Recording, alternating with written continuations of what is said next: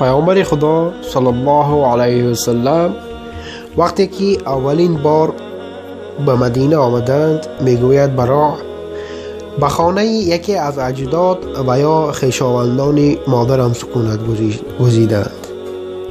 یعنی وقتی که پیامبر خدا صلی الله علیه و سلم بار اول به مدینه آمدند، آن کس در خانه یکی از خویشاوندان برا ایستادند و مدت 16 و یا 17 ماه به طرف بیت المقدس نماز می‌خواندند و آرزو داشتند که قبله به طرف بیت الله حرام باشد. و اولین نماز را که به طرف کعبه ادا نمودند نماز عصر بود و گروهی از مردم این نماز را با ایشان ادا نمودند. وقتی که آمدند و در خانه یکی از خویشاوندان برا زندگی میکردند، پیامبر خدا صلی الله علیه و سلم آن دم آرزو میکردند که نماز خود را به طرف کعبه ادا نمایند، زیرا که تا آن دم نماز به طرف کعبه خوانده نمیشد. و پیامبر خدا صلی الله علیه و سلم اولین نماز را که به سوی کعبه خواندند این نماز عصر بود و آنجا گروهی از مردم که با ایشان بود این نماز را همراه پیامبر خدا صلی الله علیه و سلم ادا می نمود. و آن دم شخصی از میان کسانی که با ایشان نماز خوانده بودند برآمد و هنگامی که نماز را خواندند ادا کردند شخصی از بین آنها برآمد به مسجدی رسید که مردم در آن نماز می‌خواندند و در حالت رکوع کردن بودند. و آن شخصی که از بین آنها برآمده بود به مسجدی رسید، نزدیک یک مسجدی رسید که مردم در حالت ادای نماز بودند و آنها در رکوع بودند. و آن مرد به ایشان گفت به خداوند سوگند است که من با پیامبر خدا صلی الله علیه و سلم به طرف مکه نماز خواندم. آنها همان طوری که در حال نماز خواندن بودند روی خود را به طرف کعبه گرداندند.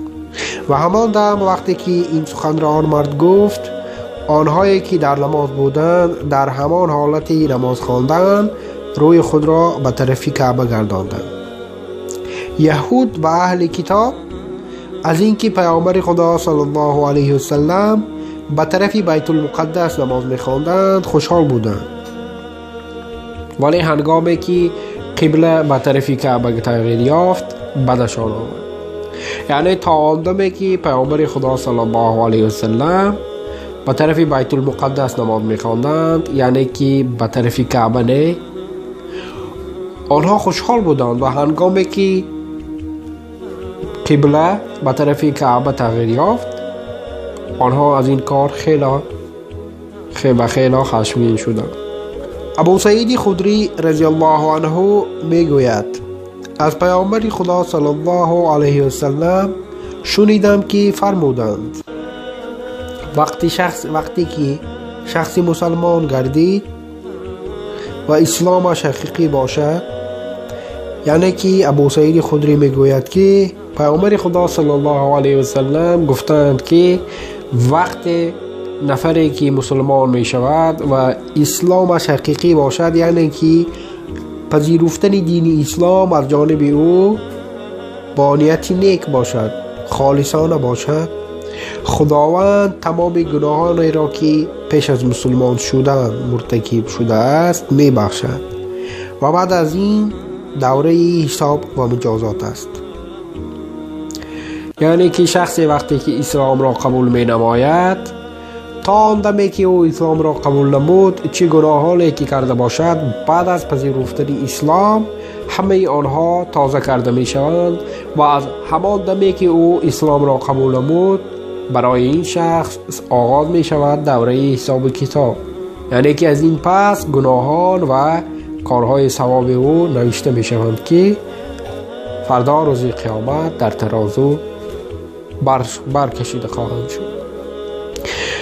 از هر کار نیک 10 برابر تا 700 برابر برای ثواب داده می شود و جزای کاری بد به اندازه همان کاری بد است، مگر آنکه خداوند متعال آن گناه را برای وی ببخشد.